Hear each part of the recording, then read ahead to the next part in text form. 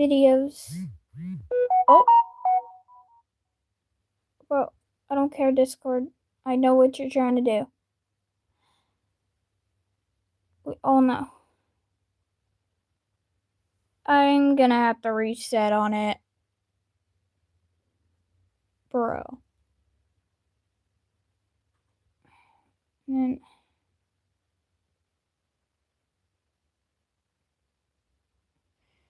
hang on, I got an idea.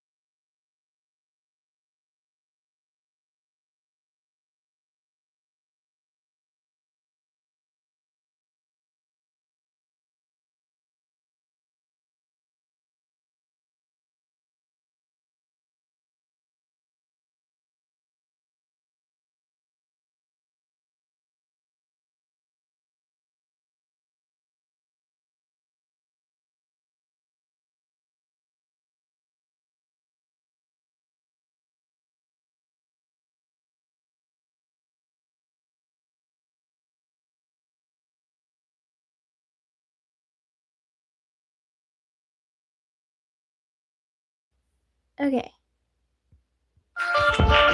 If you were a character in the Gravity Falls universe, try this app. Similar to my Sonic Infested video, Mickey Mouse AVI, and other videos you guys requested, Sonic Gaia's Infection AU landed in my presence. So I did my research and I don't want to know the ending.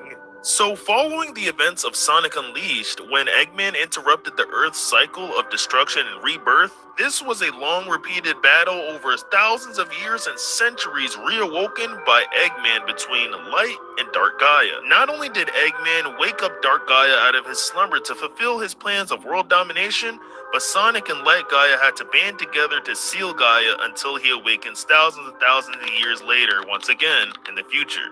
But in this alternate universe, Eggman unfortunately, regrettably awoken Dark Gaia again, this time by accident, causing chains of events. How do you accidentally wake up Dark Gaia? You go down to the core of the earth and be a dumbass and fucking wake up Dark Gaia. How is that on accident? Events that might be disturbing. We start off with Eggman's memos, with him talking about what's going on with Dark Gaia. As you can see, once again, the Earth's shattered, with Dark Gaia's beasts infesting the Earth. But this time, amongst them are demon-like animals that are spreading infections using contaminated Dark Gaia energy. What is that? What is that?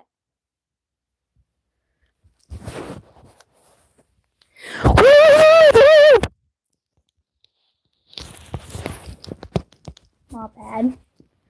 Within their body. In Eggman's classified files, we're shown what they look like, and also the different levels and abilities of the nightmares, which is what they're called. As you can see, there's the regular nightmare, then deep, and most dangerously, infected. Unlike the other nightmares, the infected doesn't only show its face during the night. Infected nightmares roam during the day and infect anything they scratch or any flesh they pierce due to Dark Gaia's malice. Luckily, some are immune to this, like Shadow the Hedgehog because of his immortality, Yeah, that's Silver the obvious. Hedgehog because of his genes and him being from the future. Yeah. It could also be due to the nature on how his psychokinesis powers work as well, because during the Metal Virus event, he was kinda untouchable due to how his powers work. Then there's Chip, also known as Light Gaia, who's not only immune to, but fortunately can cure those who are infected, but unfortunately can only do it within the first 48 hours post-infection. Luckily, Tails survives because of this. But remember, Chip is only one person and the whole world is being infected. One person.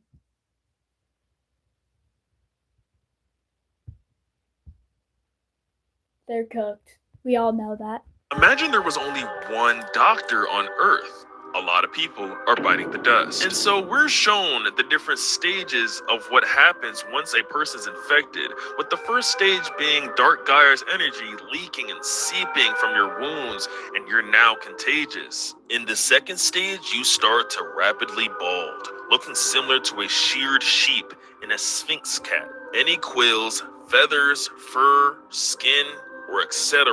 start shedding, increasing the victim's agony. By the third, it starts to feel unbearable. This is when you become very agitated. Your bones start breaking and crumbling down, and the skin What?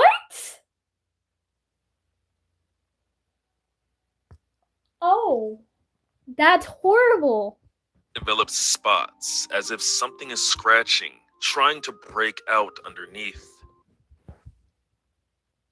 Okay. That I don't know what to say anymore. I legit don't know. In the fourth stage, the most painful experience takes place. All sanity is lost by this point, making the victim more feral and more monster-like. Their screams of pain are loud and unpleasant. Yeah, In the no end, duh. by stage 5, not only is the victim fully under Dark Gaia's control, but the mutation is 100% finished, making the victim as dangerous as any infected nightmare, including making them likely to attack during the day as well. During the Damn. first week after Dark Gaia's emergence, the character statuses were also recorded. Looking at Sonic's stats, he luckily isn't infected or injured, but unfortunately is starving, Oh somewhat shit! thirsty, Don't tell me and Sonic's very gonna stressed. Other than that, he's pretty healthy and has a decent amount of sanity left. But it seems like he's kinda in a lot of distress after witnessing Tails losing his life slowly, with him saying, "Oh, buddy, I'm so sorry," die. Oh. clearly referring to Tails, who's not doing so well. His health and strength is very low, and he isn't infected, but he's exhausted and severely injured. It's interesting Tails says, "We need Eggman," which shows how I swear to God, if Tails dies, I swear to fucking God. dire the situation is, since Tails has voiced his opinions and frustration towards Eggman in the past. Next, unfortunately, Knuckles and Rouge are missing, which I'll explain why in a moment. But on to Silver, he's clearly been in non-stop battle, which is nothing new if you know Silver's character. His Yeah, that's thirst, true. stress, hunger, and health are extremely low, and he's Damn. injured, but his strength and sanity is doing great. And he's again immune to the infection. I'm not surprised that he's more active in this situation to even someone like Sonic, since this is nothing new compared to what he's dealt with in his future. Now, sadly, Yeah. Amy's deceased. What? Already in week 1, with her body being missing. She seems to have What? sacrificed herself, with her last words being, "It's gonna be okay." Turns out she was protecting Cream, who, trigger warning, watched her get eaten alive in broad daylight while hiding.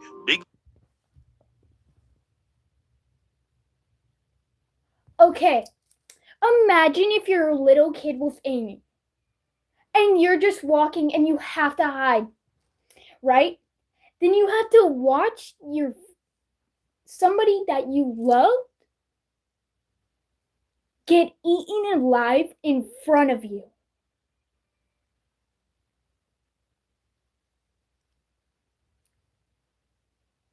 What the fuck did Eggman wake up, bro?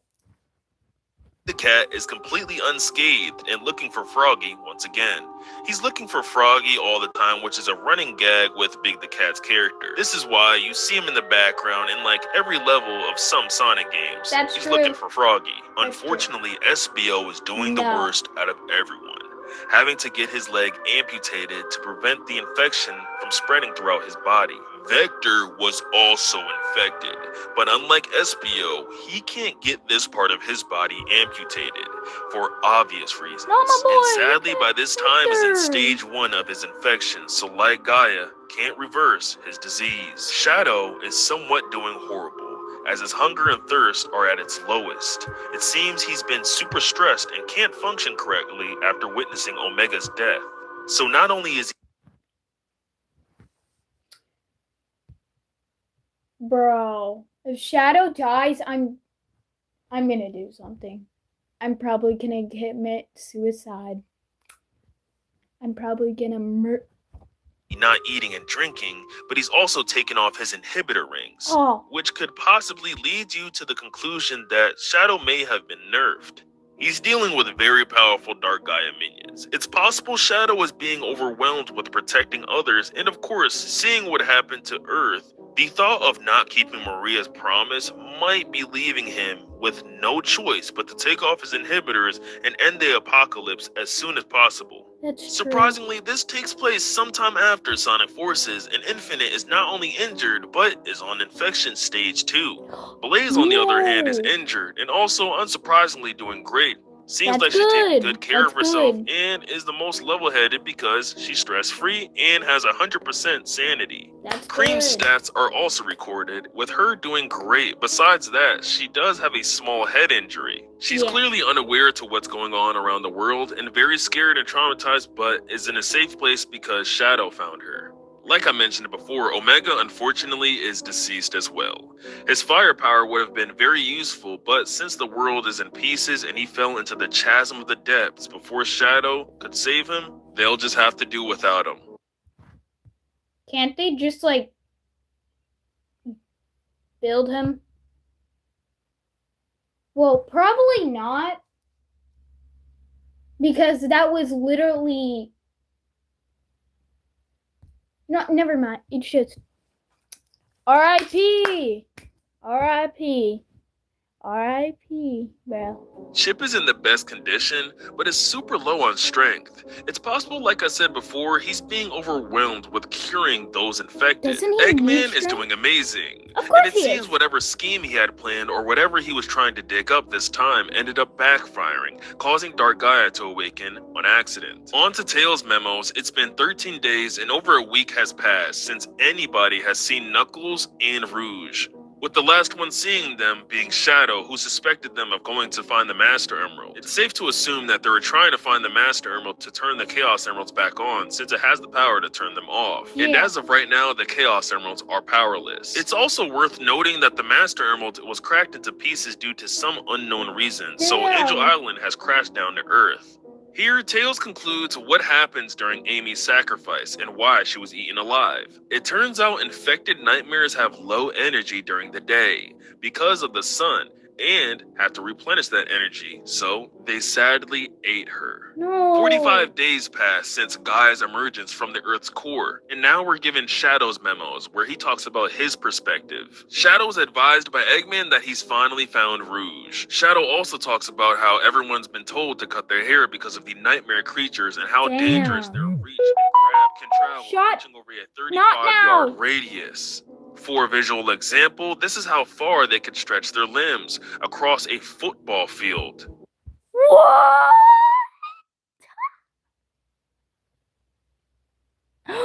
What? Hang on, guys. I'm gonna have to pause the live.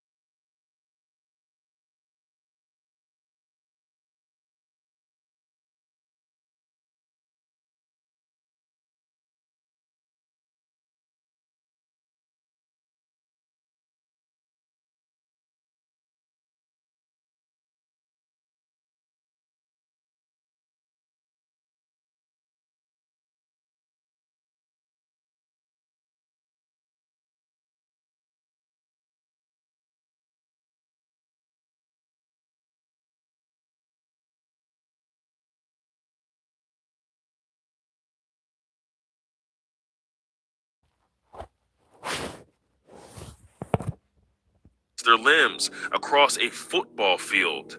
What makes this even more terrifying is what they're able to do with their strength and stretching capability, being able to catapult and grab people, similar to what Werehog Sonic had demonstrated back during the events of Sonic Unleashed. Shadow then reminisces on the moment Omega died, revealing that he was actually dragged down by a nightmare. He then goes on and talks about how the monsters are on par with him even with his inhibitors off, showing how strong Dark Gaia has gotten with over a week of being awoken. Sonic Unleashed Dark Gaia was weaker due to Eggman waking it up early, and also they were able to deal with it faster because there was no infection. Fortunately, Shadow does realize their weakness is hitting them in between their eyes as their bodies are super durable. Shadow's DNA, of course, makes him immune to the infection, and on his way to Rouge, he seemingly was relieved, until sadly, he finds out after opening the door that Rouge unfortunately succumbed to the— What the fuck is this, Eggman?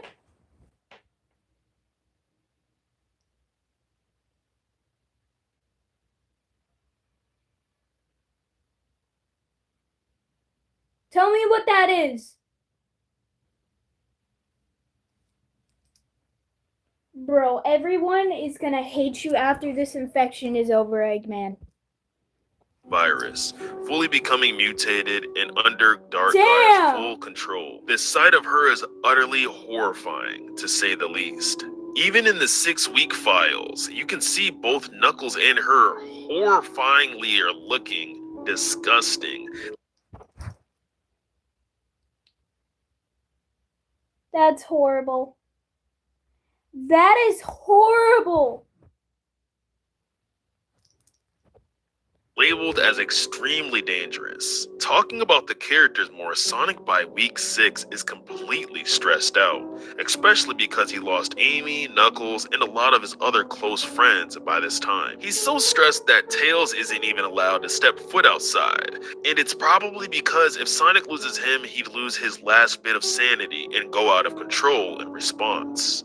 Metal Sonic is around, but seems to be a missionary turret and immobile for unknown reasons, and is sadly attached to the roof of Eggman's base for protection, and seems to be powered by solar panels, but maybe that could be just surveillance. Jet the Hawk has been rescuing survivors using his ancient board, and his injuries are from sliding across the road. It's possible he fell off his board when saving people due to the weight limit, or a monster grabbed it and their long arms caused him to fall off. But most importantly, there's some hope, and it looks like they seem to have found a piece of the Master Emerald. That's good. This is great because if they find all the shards, they can rebuild the Master Emerald and bring new hope to stopping this. Espio has gotten way better since week 1.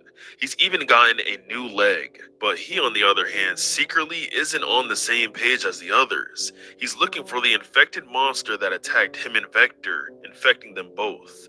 Shadow yet again is shown sad and is still grieving the loss of both of his friends now, and is even questioning himself on whether or not this is the life Maria wanted for him.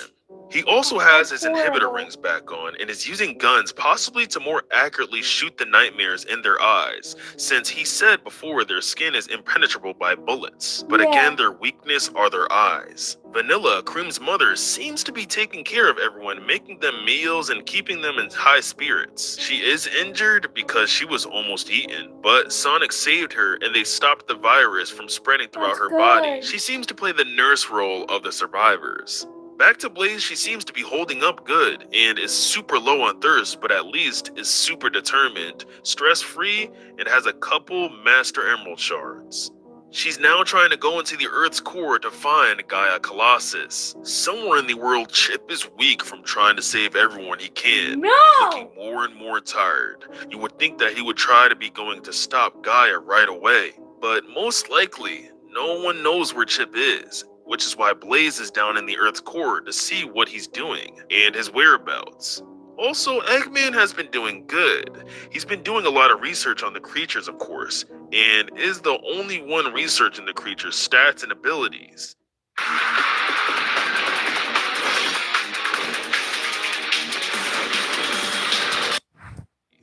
11 weeks have passed since Gaia's emergence, and Sonic has found Amy's hammer. But also, he's still at almost 100 stress, and his blood type is added in, which is that? kinda crossed out and scribbled I out. could probably.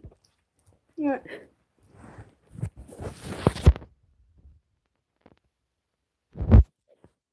It kind of looks like it says eliminated.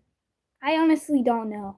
And if you look at his arms, you can see that he has greenish veins. This most likely could be the power Yeah. coming from Chip's bracelet, cleaning or also contaminating his blood. Tails is doing okay, but is kind of very stressed out and wants to leave the lab for some reason, saying, "Sonic, stop treating me like a toddler." Most importantly, he has the Master Emerald shards and needs 2 more Chaos Emeralds. So hopefully he doesn't sneak out and lose all this legendary loot that he has in his inventory. Chip sadly isn't doing too good at all and is on the brink of death with 0 strength, 100% stress, and super low health. It's also revealed that he's been alone, with no Sonic or anyone around him for help.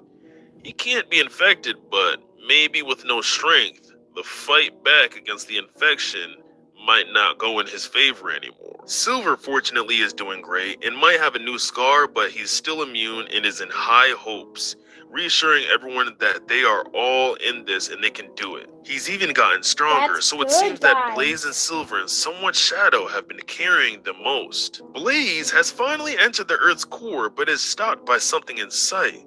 Something unknown, which we can't see. Yet at least. From speculation, I would think that it would be Dark Gaia because she's in the Earth's core now, or a fully infected or mutated Infinite. If you haven't noticed, we haven't seen Infinite since his stage 2 infection. It's been a while, and he's been pretty active in stopping some of the heroes on their mission, being Dark Gaia's best puppet. And sadly, that brings us to SBO being deceased and finally dead. Sadly, Infinite is the reason why R.I.P. SBO. R.I.P. SBO. SBO couldn't make it, but good thing is he did end up managing to take out and destroy the monster who attacked him and Vector. Unfortunately, Charmy somehow knows that he is the only member of the Chaotix somehow alive. Yeah. And Vanilla or Cream are still doing fine, with Cheese reuniting with Cream as well. That's good. Still, I cannot stand why her eye is missing. I cannot stand looking at that. Bro, it looks like a literal black hole. Well, now Big the Cat is revealed to be missing, which is another being that Blaze could have been seeing down there in the Earth's core as infected. Damn. But hopefully he's alive, as Jet and his crew have been constantly trying to find survivors as a rescue team. Good. Also, compared to everyone else, Wave seems to be the only one that suffered the most injuries, and was infected but amputated her arm to stop the infection from spreading. Shadow is seemingly very stressed still, and is taking the chance to try and cure Rouge after taking her blood and saying, "I'm going to change you back." It's possible he could be trying to use her blood to go to the Space Colony Arc or Eggman's laboratory, and using her blood try to replicate the same kind of immortality Professor Gerald Robotnik did for him. Hopefully that doesn't backfire, as it was an already infected Rouge. Eggman, on the other hand, is still doing research on the nightmares, and in the meantime had actually upgraded Metal Sonic and gave him mobility. And in the end, we're presented with Chips speaking to us. "Your work means nothing. You will not win. Sonic, you don't understand. You will not win. I'm the light forever burning." I don't like that. Oh. I would interpret this as not so good. When some I would honestly think what happened to Chip is he's not immune no more. And he got infected, because that's not what Chip does. And also, there's another thing. He could be insane because he has lost his strength. Or it's something else. thing or someone says, the light forever burning. To me, it means it's one of those cosmic overturns where a twisted version of something claiming to be good or pure is actually a threat or false savior or godlike being. This could be Chip, but completely insane and not himself. This could very much make sense because he has very much no strength left, causing him to be very weak mentally and not being able to fight back from Dark Gaia's influence. If you enjoyed this video, make sure to leave a like and make sure to subscribe as well so you're here and you don't miss out on the next part. We don't know how this is going to end, but make sure to comment whatever you guys want me to cover next. God bless you guys. Peace.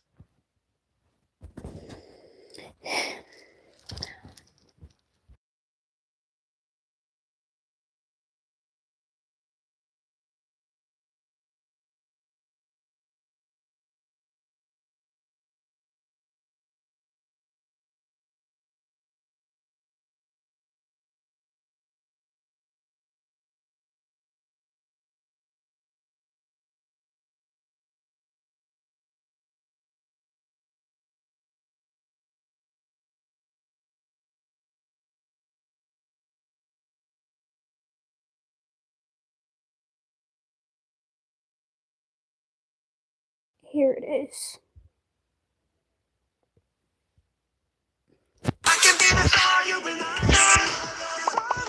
up!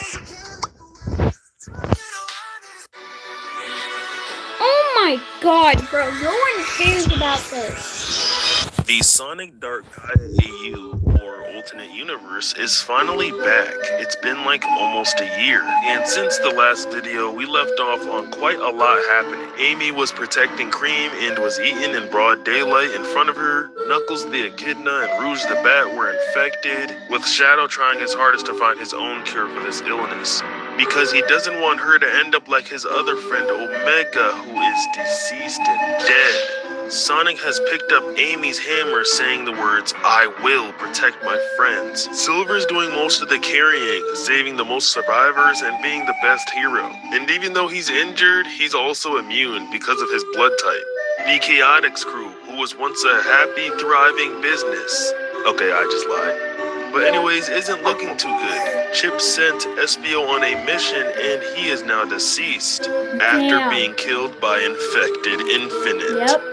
Vector's in a sucks. coma, and Charmy the Bee isn't doing so good, but Vanilla is watching him. She is a mom, she has a kid, and she's doing great, making sure everyone is taken care of even through these hard times. Chip, who's the most important character in fighting off Gaia's infection, has basically been the doctor of the planet, healing everybody who is infected, and even though he's been immune, it's only because of his powers, which are fading. Which is why he's now showing signs of an infection coming soon, and he's been really sketchy recently. Something's really off about him.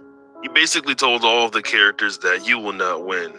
I am the light, forever burning, meaning he is definitely evil. And this whole time, Blaze is away from everyone, trying to find the Colossus, which is the key to taking down Dark Gaia for good, but has spotted something saying, "What is that?" And we don't know what she sees yet, but it's probably nothing good. So the AU starts back up with Sonic not knowing where he is, and just seeing across the room an infected glaring at him. And as it's looking at him, Sonic says it sees me, but he can't bring himself to move, and doesn't really know why. He's trying to convince himself to move, but he's frozen. And that's when from behind, a crowd of the infected reveal themselves, surrounding him and swarming in for the kill, with him still not reacting. And then they claw.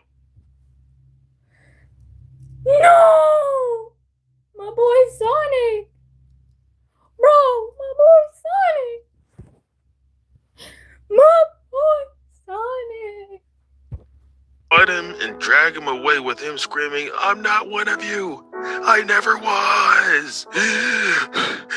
Oh. And he gasps and wakes up from his stream. And so he he had was a in a nightmare dream. of the nightmare creatures, and you're probably thinking to yourself, why was he screaming, I'm not one of you? Well, it probably has to do with the fact that Sonic has Gaia's energy inside of him, so they probably are confusing him as one of them. And I'm talking about the infected. My guess is that Gaia is sending his minions to take Sonic's power, and he doesn't really realize it yet because in the Sonic Unleashed game, his power was the key to Gaia's ascension to his next transformation. Sonic had power that he wanted because that was his. But anyways, Chip is asleep and it didn't seem like Sonic woke him up, and he's just saying to himself, I want to go home. In the next chapter, we're given log 4 of Eggman's files. Remember, his job is to research this infection, and you're probably thinking, what is Tails doing? He's smart too. Well, he's researching how to get the Chaos Emeralds and Master Emeralds working again. But in the meantime, Dr. Eggman signing in. It's been 46 days since I have regrettably released Dark Gaia once again, and I've made quite a discovery while disassembling these creatures. While these rodents are consistently running around and interfering with my work, I've somewhat reassembled Metal Sonic and added a security system within him on top of my lab. Yeah, Metal Sonic got turned into a sentry gun. He got disrespected, but don't worry, he is somewhat back to normal now. He has legs at least. Eggman also says that he's added Shadow's handprint to the system so he would stop bothering him about Rouge after he trapped her in there in his research lab, and he's like, finally, a mutated test subject for me to study up close. Along with Rouge, I have some other infected nightmares in the basement. Some alive and well, some starving, some completely disassembled. Oh, and Vector. My research is coming along fantastically. Of course, as an organic being, I'm not gonna put myself in danger getting those things into their cells. That's what Orbot is for. Cubot is still in the works. I need to find more. Stop putting different people, even if they're not people, in danger and putting them with the infected. He's either gonna get destroyed or he's gonna get infected, maybe? I don't know. I think they just destroy him and like eat him alive, but still, you are a piece of shit. Or scraps in the junkyard. These infected nightmares are assembled so much differently than us. Eyeballs in their arms, chests and stomachs, in both their torso and head, and an unidentified organ flattened against their spine. It holds some venom. I believe this organ is the answer to the start of the infection. When scratching, the fluid is expressed through their claws mixed in with their blood, but so much is unknown. What are all the similarities between an infected and a mutated? I would like to send some of my bots to go get some things, but they've each been destroyed.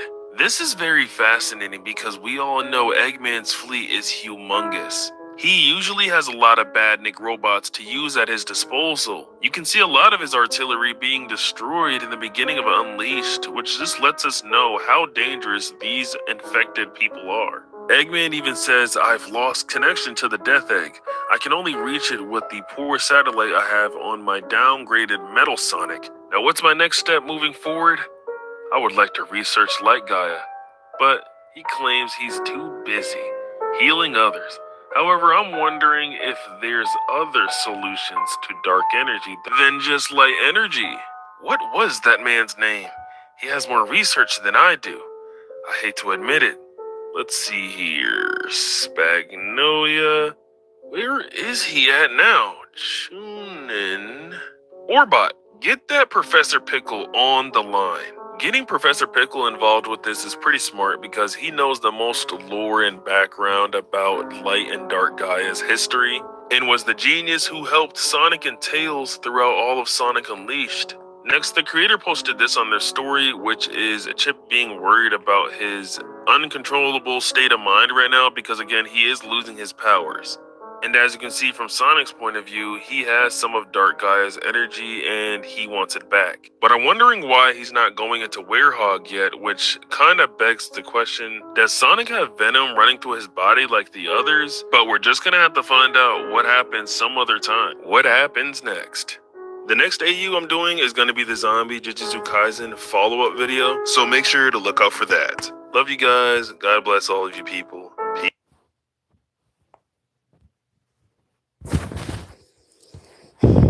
W.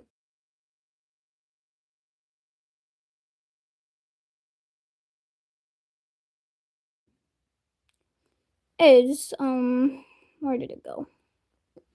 Let me find it. The Super Smash Bros. Infection. Then after that, I will play an ending song, and then the live will end. So let me just find something real quick.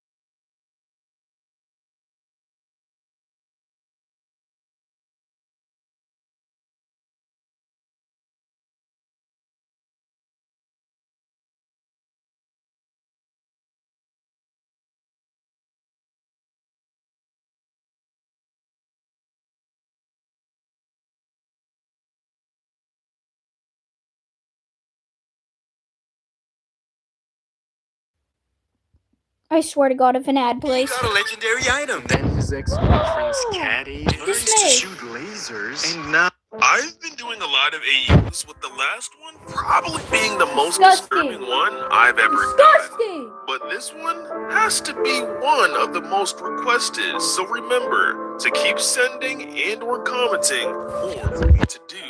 Now, without further ado, it's time to talk about the Super Smash Bros. Infection AU. Okay, here we go. Super Smash Bros. Infection is a story about the fighters of the Smash Bros. Universe hunting down a Kirby that's infected with a virus that will lead to the once peaceful world into total darkness, with some coming close to death, missing, or even worse, consumed by it. It starts out on... What the fuck? This actually might be sad, honestly. He said consumed. What happened to Kirby?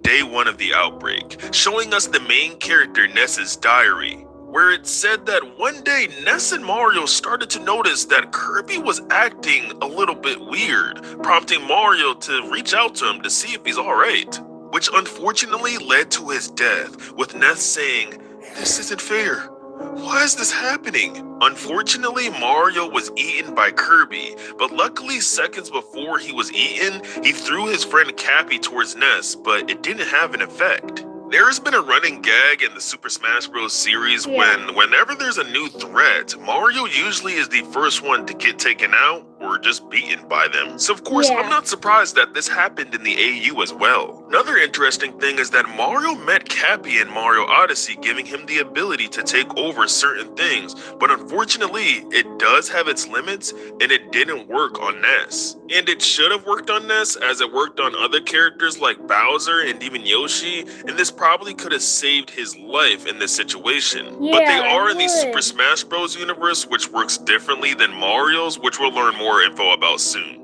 So after Mario was basically eaten right in front of Ness in broad daylight, he actually luckily escaped and runs into Villager, Sheik, and Marth, showing us the status on everyone around him. Starting out with Ness, he's doing pretty good. He luckily isn't infected, but on the other hand, Cappy does seem traumatized.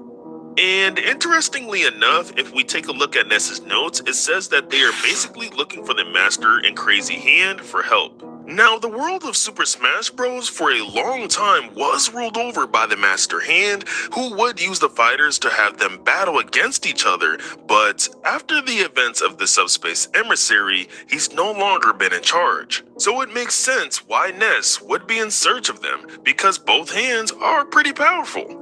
Sheik, unsurprisingly, is doing well too, and was notably there to help Ness fight off Kirby. And Ness thinks that she's been stressed because she's been a bit silent since then, but when comparing their sanity level, she's actually less stressed than him. And if you know anything about Sheik or the Zelda series, in Ocarina of Time, it's revealed that Sheik is just another transformation of Zelda, solely meant to disguise and hide herself from Ganondorf and the darkness he brought upon the world for 7 years up until Link is trained and old enough to defeat Ganon, which is why she doesn't really talk when she's Sheik. Also, during these Subspace Emissary events, Zelda turned into Sheik again to confront the threat to the world. Now, Villager is 100% fine, and is also said to be sheltering Ness and the others in his universe, and even used an axe to amputate Marth's hand to stop the virus from spreading through his body. Marth luckily is patched up and he's doing a little bit better. Unfortunately, he is a swordsman, so he does do close encounter fighting. Also, no matter how much of or what's in front of him, he's not backing down without a fight, which of course would eventually get him injured in general.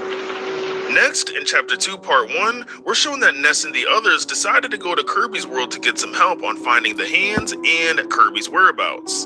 And this is when we're given some key information about the infection. So first, it all starts when you are stung by the tentacles of an infected that will put... Hold on. What tentacles? So who is the one who started the infection then? Who's the one that started the infection on Kirby?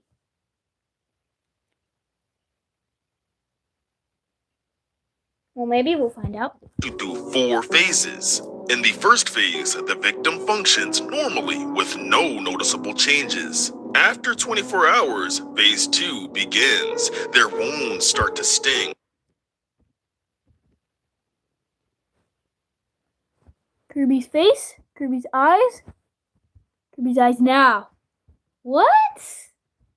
And their eyes begin to dull, and an uncontrollable smile forms on their face, making them look worried, scared, and 50% hungrier. And by phase 3, you might feel bad for Kirby, as not only are they hungrier than before, but their eyes begin to decay and disappear along with their insides, with them going completely blind and empty. Remnants of their personality still exist somewhat.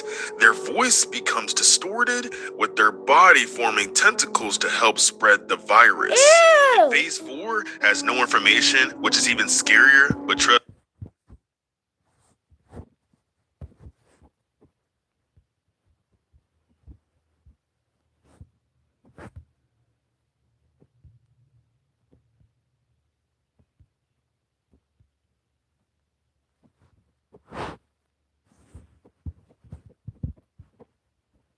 Look at that. That's bad. You'll see soon. They're not only 100% hungry in this phase, but also 100% aggressive. In the next part, Ness and Cap finally go to Dreamland, which is Kirby's home world. Upon arrival, they are told to go to the Green Greens forest, and before they go, they are told, "Don't worry, there is no one there, nor village, nor anywhere. The only thing with you is the violent guts, pulling your last taste of safety away. Stop holding on to the ground. His hunger is torturing him, and his appetite is growing him bigger. You really wish this was a bad dream, don't you?" And that's when it's revealed Ness found the huge corrupted nightmare in Dreamland. Take notice on how much bigger Kirby has.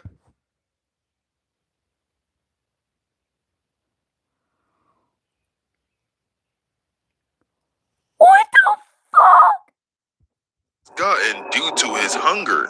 It also makes you wonder, what exactly has he eaten so far? Meanwhile, Chrom and Lucina are traveling with the ice climbers, trying. What has he been eating to make him that huge, bro? What? Is that a spider? Holy shit, it is. It's really black and huge. to get them back home to their universe safely after being attacked by an infected. and they're currently searching through the poisoned woods area of the World of Light, trying to look for a portal that could lead back to the Ice Climbers universe. And to their amaze, they did end up finding it, but something's off. When they jumped through the portal and look around, the Ice Climbers are gone. That's when out of nowhere Lucina would hear Crom, who's her father, yell, "Look out!" And they're confronted by two creatures who were once known as the Ice Climbers.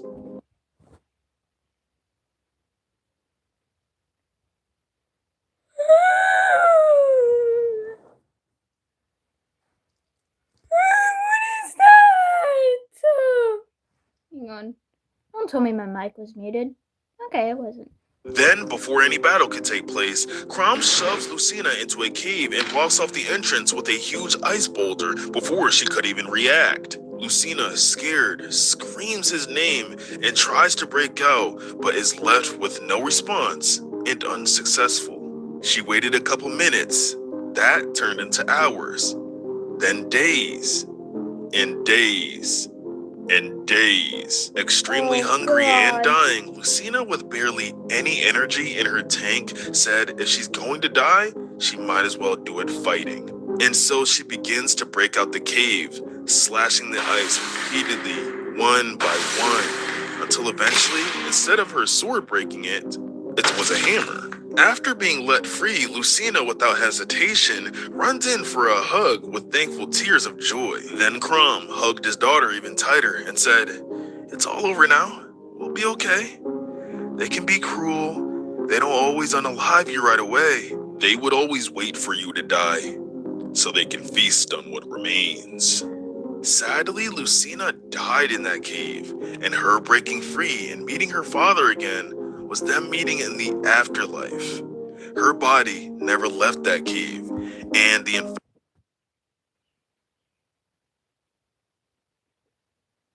I'm actually crying.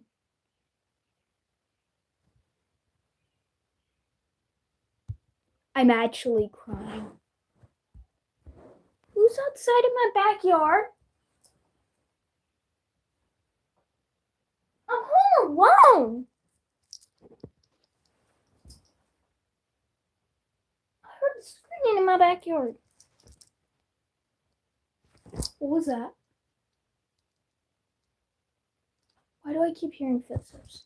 infected ice climbers knew she was in there and waited for her to pass away so they can finally eat once again. Ugh. Even though this isn't the only sad part of the story, AI. at least it's good to know that the infected don't just have evil hearts, and they have some humanity at least. It makes you wonder if the real them is still present inside that infected body. Yeah.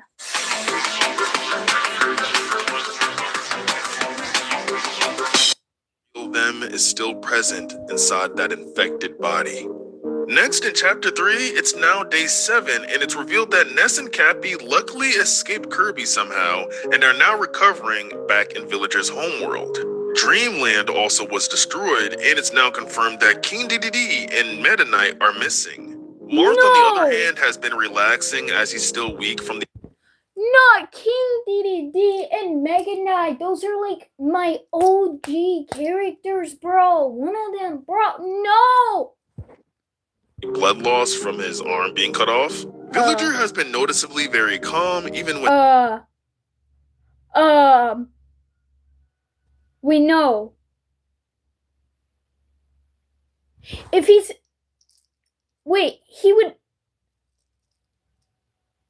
Wait, this dude has to be from Animal Crossing because even at the end of the day, when they get attacked or hurt, they're always like calm and happy because how chill the game is. So that has to be the only answer. talking about infected Kirby. Now, some of you are probably thinking that he's pretty sus, but this is just the nature of a villager. Yeah. Because Animal Crossing characters mostly live in a pure-hearted, happy world and deal with everything with a smile on the face at the end of the day. Ness also writes down that Sheik is worried about something and they ended up convincing her to stay when she was trying to venture off on her own. And it's possible she could be super worried about Link's safety right now during all of this, but then again, Ness is right that they should stay as a group together. Now, at the end of that day, Dr. Mario appears in this AU, and we're shown his log notes, where he basically explains that currently he is working with Rob to find a cure for this virus.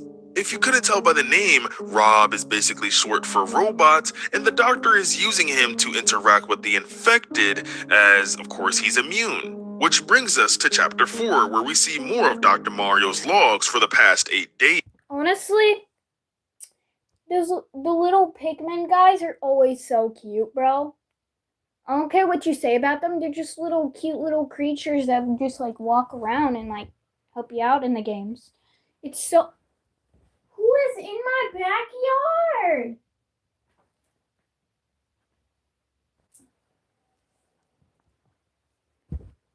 Starting out on day 1, Dr. Mario was having trouble sleeping at night due to some mysterious hallucinations of Kirby and having a great feeling that something bad was going on. On day 2, he decided to venture to Dreamland to see if Kirby knew anything about these hallucinations, but ended up finding out what kind of monster he's become. And while hiding behind a bush in fear, he hears from Ness and the others that Mario is dead. And what catches my eye the most about this log is that he panics and says, "I might die since the original Mario doesn't exist anymore." Wait, so if the original Mario is dead, shouldn't he be dead by now? And all the other Marios? Because he's the original Mario died from Kirby? Like, for real this time? Think about it. Just think about it. Who is in my backyard? I have to open my window. Shut! My God.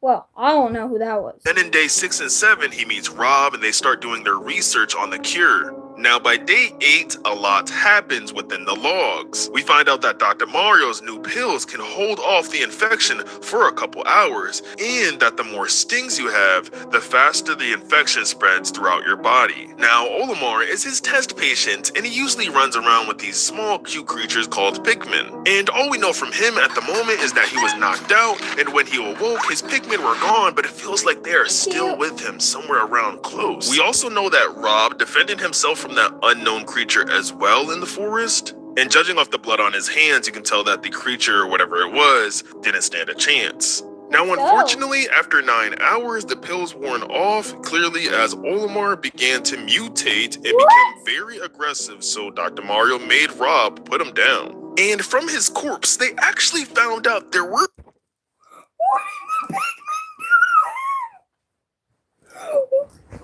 No, the infected Pikmin, bro.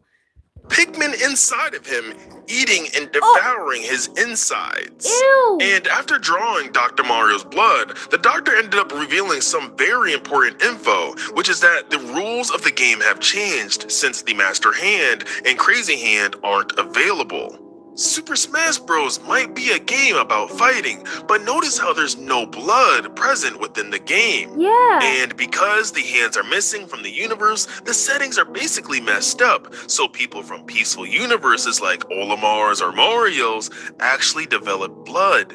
And still, nobody understands why or how this is happening. Good news is, by day 9, Mii Fighter and Mewtwo showed up at Dr. Mario's door to seek shelter, and they told him that they were being chased by an infected, so Mario put him in confinement and basically locked them off somewhere because he doesn't really trust them. We're then shown their character status, where their infection is basically unknown. And we find out that Pokemon Trainer and his Pokemon are infected, and we're only chasing Mewtwo, ignoring the Mii. In the next episode called Splatted with Red, we see Metal Gear Solid Snake running from the Inkling from the Splatoon series, and it's obviously infected and he's shooting it up. The funny thing about Snake is that he actually knows everything about every Super Smash Bros. Character because there's a secret taunt that you're able to do in these Smash Bros. Games, and these Easter eggs basically show that Snake constantly has people in his ears feeding him information. And even though the Inklings look like squids, they aren't and will actually splat in the water, basically dying. But if only Snake knew what these infected creatures were able to do. Snake's death was a horrible one. Look at the size of that thing.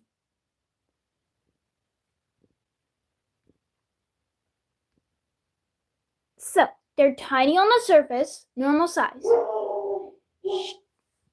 Then, oh my god, my dog won't shut up. Then, hang on.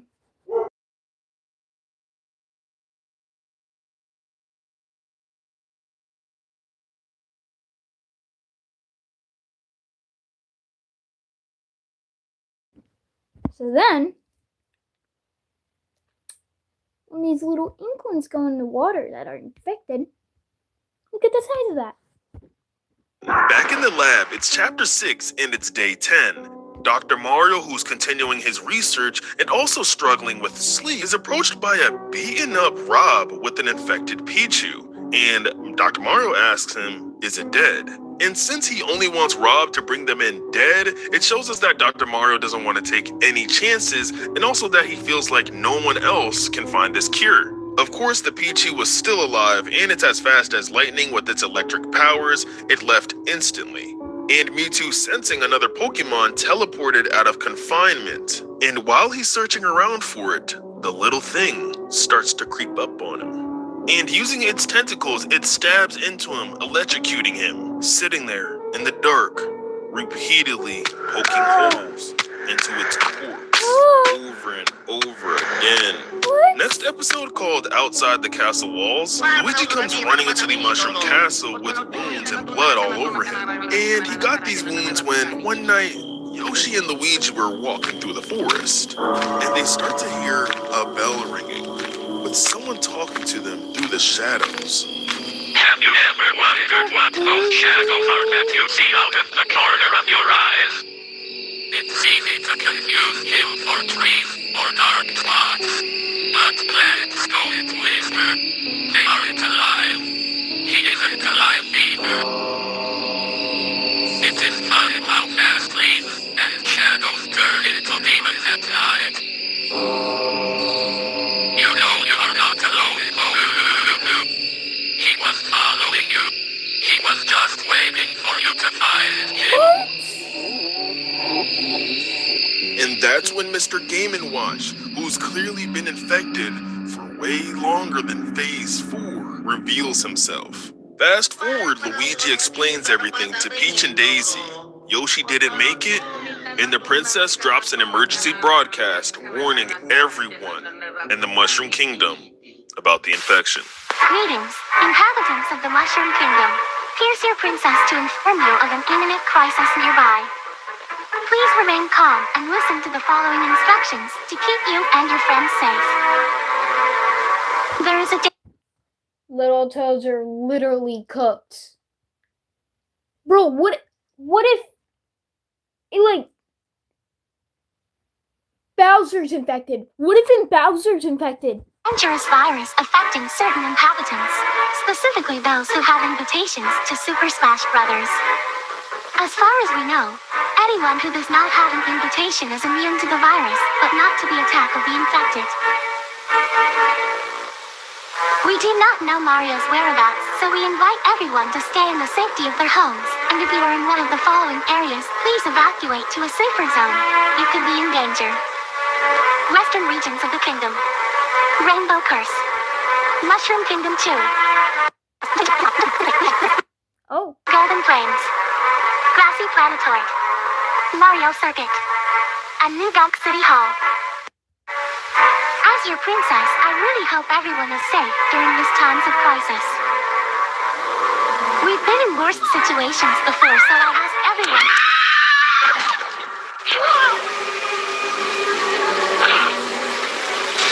That's it! What is that? Luigi, Peach, and Daisy lost their lives that day during that broadcast to an infected piranha plant. A piranha plant?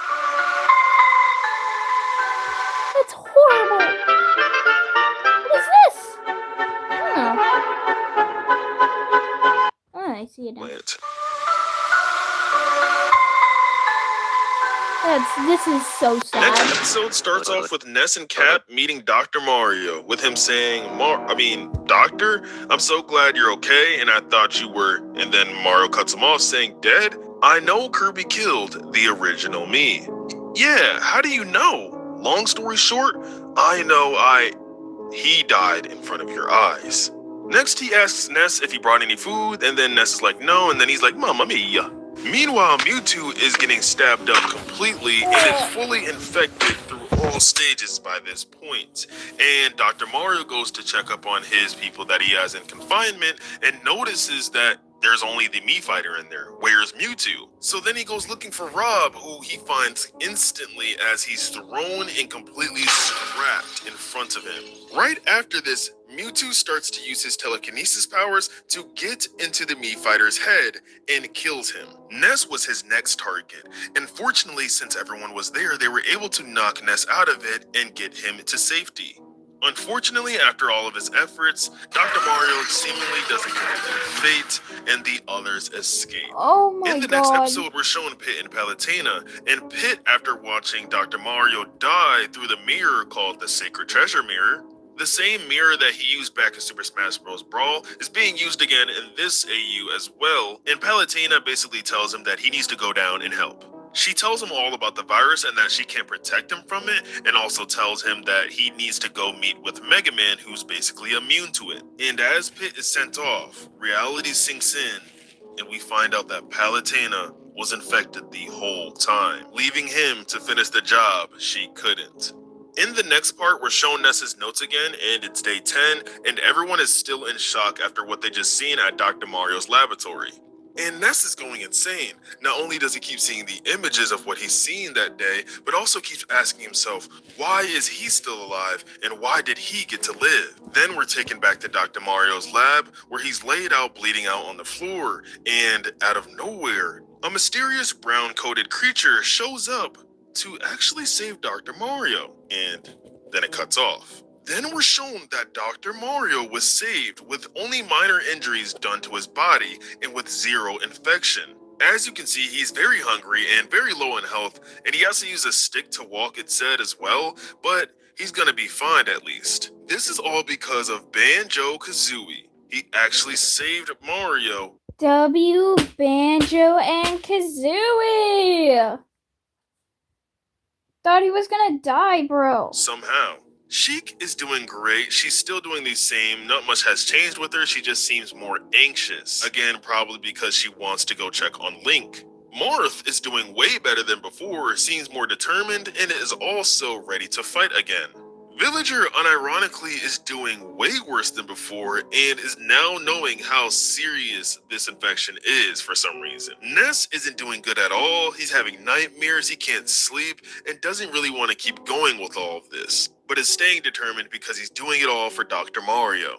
It's interesting because Ness really wouldn't act like this because he's technically dealt with way worse within his games. But anyways, make sure to subscribe and like this video to not miss out on the next part. God bless all of you people. Peace. Oh my gosh, guys, this game is What so is fun. this? You just need to draw the line to control the ball. It's so What fun the and easy. You hell? guys have been begging me to do the part 2 of the Super Is Smash there Bros. another one? Infection AU, No. but unfortunately the creator of Hang on. I need to see something on this series. Yeah, no, there's not another. Wait. Yeah, there's not another one right now. alternate universe had to pass it on to somebody else, and I just had to wait for enough content. And now that we got it, here's where we left off. Ness, Cappy, and the other survivors are laying low at Dr. Mario's laboratory where he is researching a cure. And sadly, this gets put on hold because sooner or later the infected would take over his laboratory. And right now, the current survivors that we know of so far are Dr. Mario, who was saved by Banjo-Kazooie that day, Ness and Cappy, Sheik, Villager, Marth, and even Pit. So going forward, the next part is named Hunted. And it starts off with Pit walking with Mega Man saying, "Do you know where we're going?" And he nods yes, and he's like, "At least tell me where we're going." And so he whips out a map and shows them exactly where he's going, right spanking in the middle of the World of Light. And it turns out they're trying to look for portals so that they can find survivors. Some of you may have noticed that Mega Man is infected, so why is he not trying to take Pit down?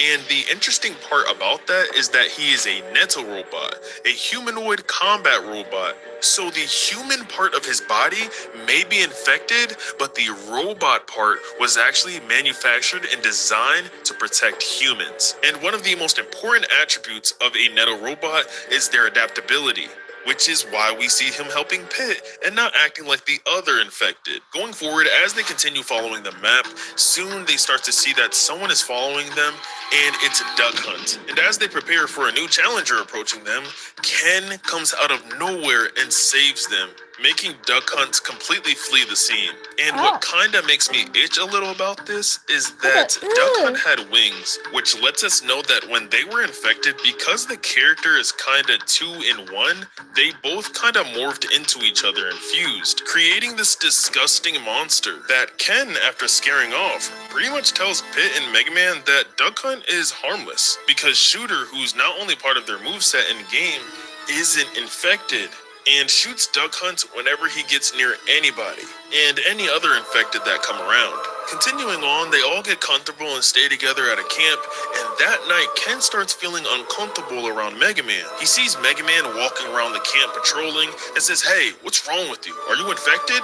And he doesn't get an answer, so he starts being aggressive towards him. And unfortunately, this backfires because right when this happens, an infected comes out of nowhere, and right before Mega Man can stop it, it infects Ken. And so Ken is dead, and the next morning they leave with Pit saying, "I didn't even get to say goodbye to Ken." And sooner or later, we get more information on Pit and Mega Man. Pit is optimistic, knows how serious the situation is, but since he trusts Palutena's word, he thinks that he's gonna save the world. And on the other hand, Mega Man is immune to the virus, but is also said to have malfunctions here and there, which hopefully doesn't mean that he's the one that infected Ken. In the next part, we see what happens to the shooter in the bonus episode named Bang Bang. And basically, he sits here crying and hating himself for not being able to defend all three of his comrades, Ken and Duck Hunt Dog.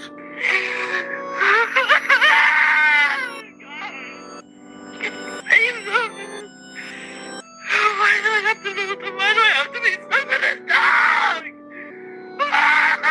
Keep in mind, bullets don't really do anything to the Duck Hunt characters, and that's why the infected is not going down for good. In their own game, they get shot over and over again every time the player plays. They get shot, and bullets are basically like a temporary knockout. They don't put them to death. Moving on, in the next bonus episode named Deep Sleep, it follows Ness, who's currently sleeping and having a very bad nightmare. And it starts off with him seeing his friends from the Earthbound world. And when he sees his friends, he's like, "Oh, thank you, you're alive." And they're just like, "Why wouldn't we be alive? We've been waiting for you, Ness." But this is all too perfect, too good to be true, and eventually he sees blood splattered all over the place in his home universe, and people begging him, asking, "Where are you, Ness? Save us. Why don't you save us?" And right before his dream ends, he sees Kirby in his universe, and that's when his dream ends, and he wakes up. Now, what's scary about this might mean that Kirby has infiltrated Dreamworld, and this is why he's in his dreams. And since Kirby has access to these dreams, it makes it easier for spreading the infection around. And so Ness is looking down at his clean hand and saying, "So the infection hasn't been spreading any further." Hold on, what is this? Hell no.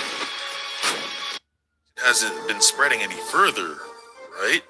Continuing on to the next episode called Tears of the Wild, which is a play on both of the Zelda titles named Breath of the Wild and Tears of the Kingdom, we're shown Sheik, who just abruptly woken out of their sleep and is seemingly having the same nightmares like Ness. And also Sheik gave Marth an idea on what they should do next to combat this infection, which had something to do with leaving the village. So as they embark on a new journey, Villager decides to go with them since Isabelle is now here to watch the village. So as they're walking out to wherever they're going, Sheik and Ness are talking about their nightmares, and Sheik says to Ness, "After reading Dr. Mario's notes, I realized that he and I's dreams are exactly the same. I've been seeing Link killing me." And Marth makes an interesting observation saying, "I think that might be this world Zelda's final moments." And Ness, when hearing this, is kinda shocked because of his dream that he had last night. And so she continues on by going into more detail on what went down in the dream. And basically, Zelda and Link were sparring like they usually do when training. And out of nowhere, Link dealt a lethal blow onto Zelda. Blood splattered everywhere, Zelda is dead, and all Sheik remembers is that the hand was nearby.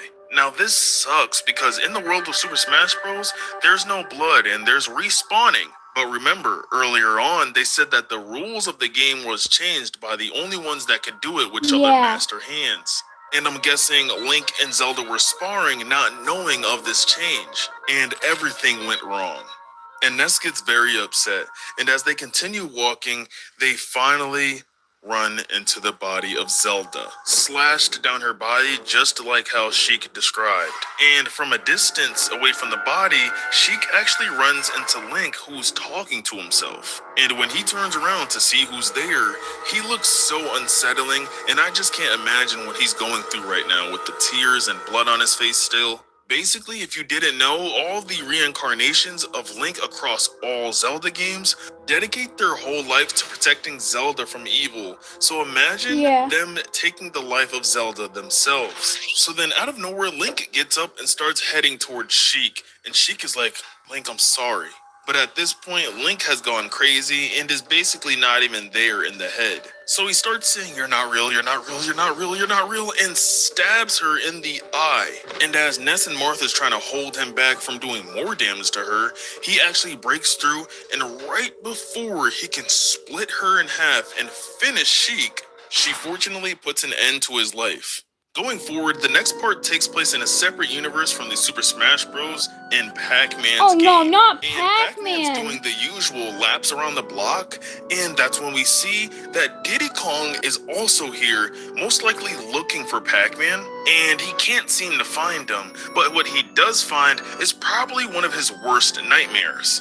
Bayonetta being held up by her hair and hanging upside down. The infected are already pretty much unpredictable in this AU, and Bayonetta in her games uses her hair for a lot of things and even her clothes. So having infected Bayonetta move around using her hair as legs is a pretty good detail, but also an unsettling one in my opinion. But to continue, Pac-Man is just chilling, and then he hears a loud scream from a monkey, so when he goes to investigate, as he's turning the corner, he starts to see blood. But before he even tries to see what happened, he says, "I need to get out of here," and right before he can exit, something intercepts him, and he's left there lifeless on the ground, with his corpse being found by the Fire Emblem character named Robin. And he's writing in his book that Pac-Man and Diddy Kong are confirmed dead. And you can somewhat make out that Joker is his next target, so I can't wait to see what's gonna come out of that one. After all of that, the next bonus episode is named Stained, and it shows us the aftermath of the Link and Zelda situation from Villager's perspective and his shoes. And of course, for an Animal Crossing character, he is not handling this pretty well. As he's washing his hands of all of the blood, you can tell that he's very traumatized about what he's seen, and he's saying things like, "Everything's changed, I'll never be the same, and this blood will never wash off." Basically saying, "I'm never gonna forget about this moment, ever." I'm still wondering why Diddy Kong was alone in Pac-Man's world when in Super Smash Bros. Brawl, he was with Donkey Kong the whole time, even in their own video games. I'll be making sure to be keeping you guys updated on this AU as it progresses. Share this video to your Smash friends. God bless all of you people, and thank you for watching. Okay, you know what that means, guys.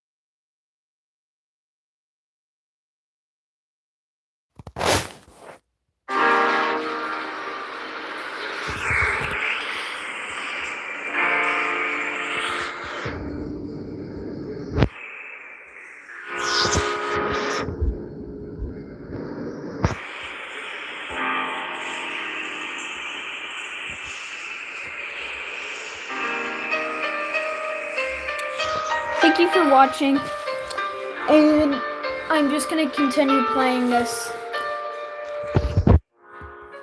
When the song ends, this is gonna be ended.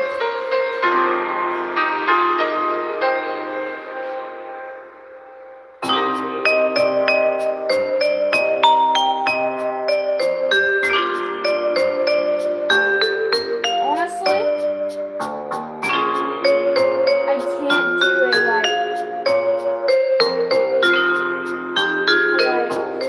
face review yet because of what obviously my parents have to say. I really do want to, but my parents keep saying no for some reason.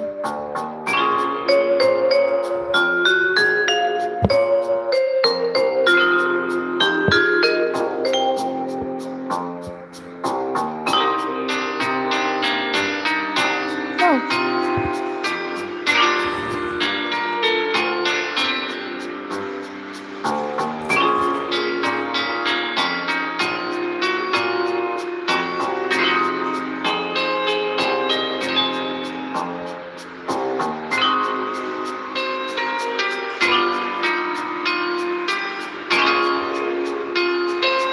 Next live stream, I will either do like listening to Undertale AU fan-made song, Undertale fan-made songs, or I might be playing the game, the AU games that I have.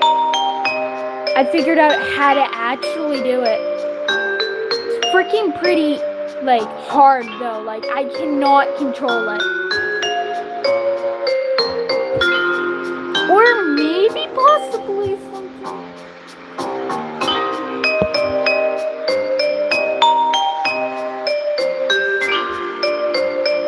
Ooh, maybe I should slow it down now. Damn, I can't slow it down. Wait, maybe I can.